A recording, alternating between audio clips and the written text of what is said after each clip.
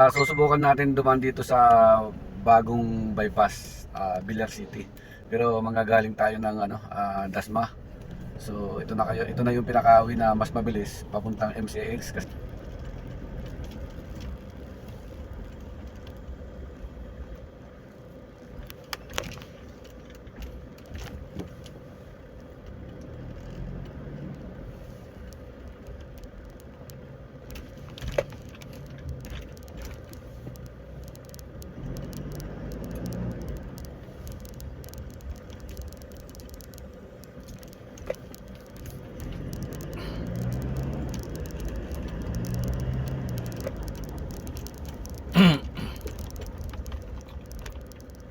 so ito na yung simula ng bagong bypass ng Villar City.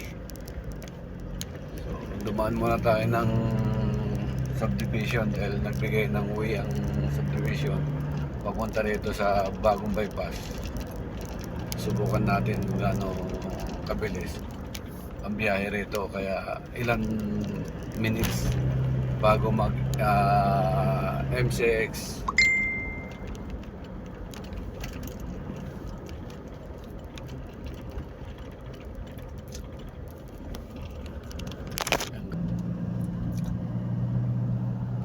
Guys,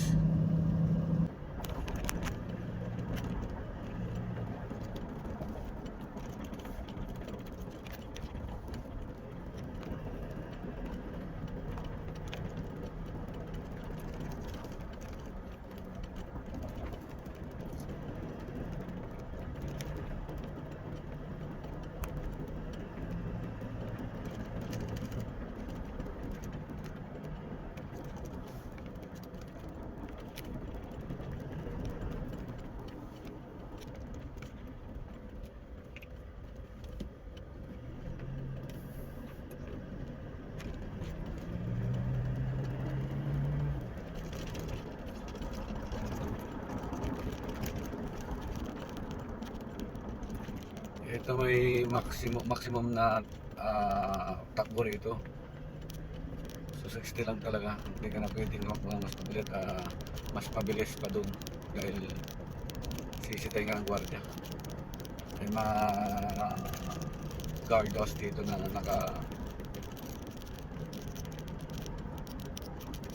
nakaabantay yung mga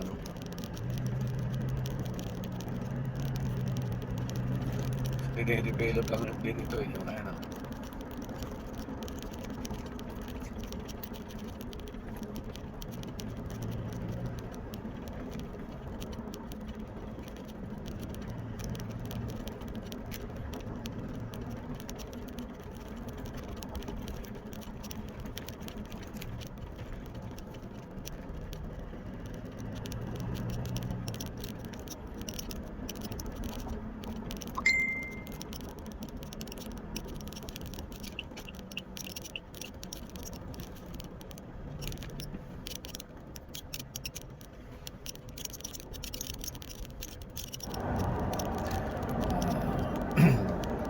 nakita nyo guys kung gaano kalawak ang lupa ng mga pamilya Villar. So yan, so yung iba talagang sadyang wala pang nakatayong mga komersyal o mga bahay pa. Itong crossing na to, malamang komersyal o kaya subdivision ang ipapatayo nila. So maraming way na po dito ngayon na pwede tayo lumusot. Kay Villar City pa rin po ito.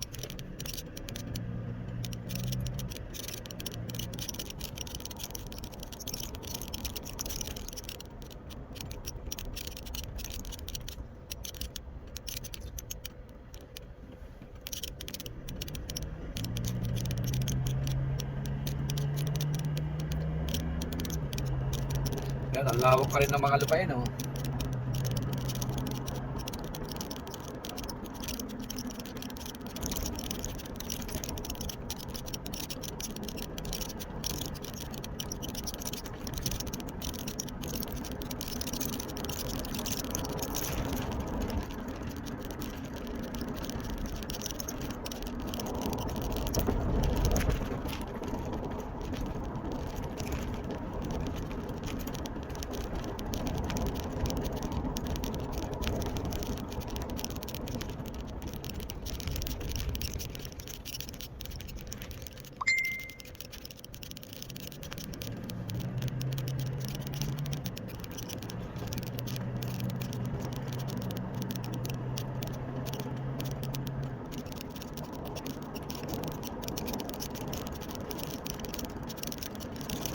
Mula doon sa pinasukan natin ng Villar City guys, wala pang kabayan o kaya komersyal.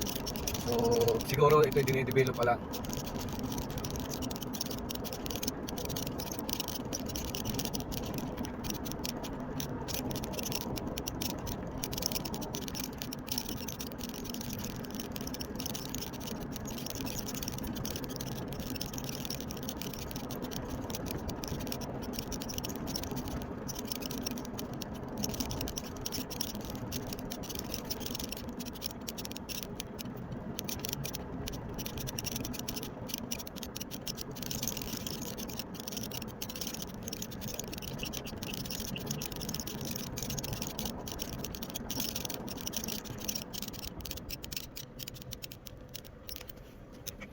Ito, so mayroon tayong mga komersyal na nakita rito.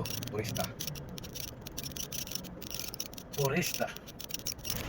Yan. Parang siya lang yung unang-unang komersyal dito sa lugar na to. Dahil ito po ay way papuntang MCX at saka Daang Hari.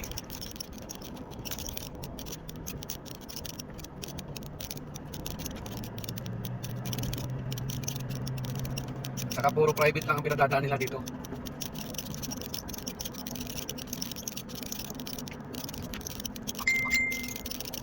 Ayan, tignan niyo yung mga karatula guys. Oh. Puro bilyar yan. Oh. Ganyang kayaman si Boss Bilyar.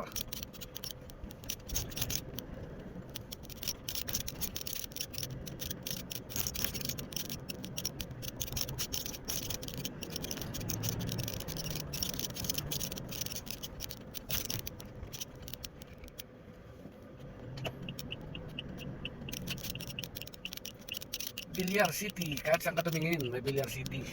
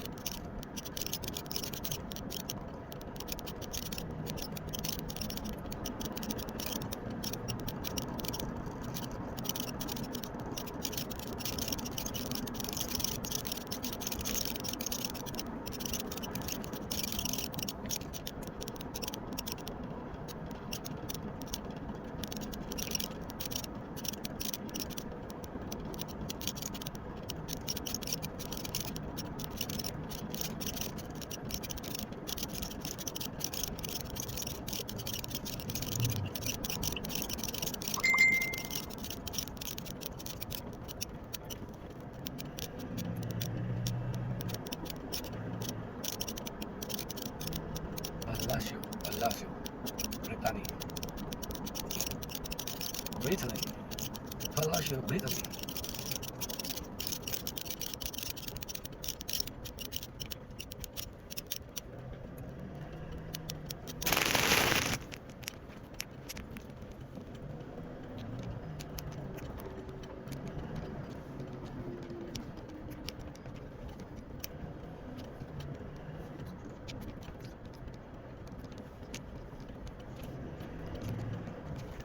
Ayun guys, so papasok na tayo ng MCX. Ayan o. Ano kabilis.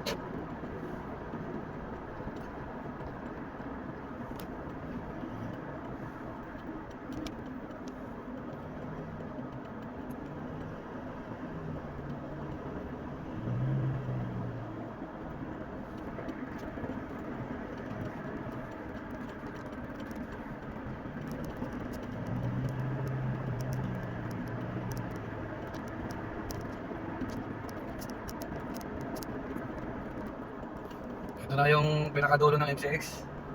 So magsa South Luzon Expressway na tayo. So nakuha natin ng ano ng 19 minutes mula doon sa umpisa ng Villar City hanggang dito sa MCX going to South Luzon Expressway. Yun guys, 19 minutes lang po. So nakaiwas tayo ng traffic. So ang laki po ng ano natin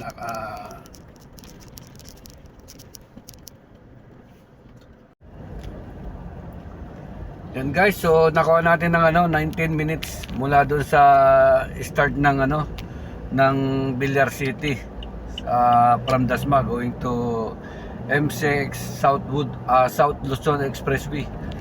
So ang laking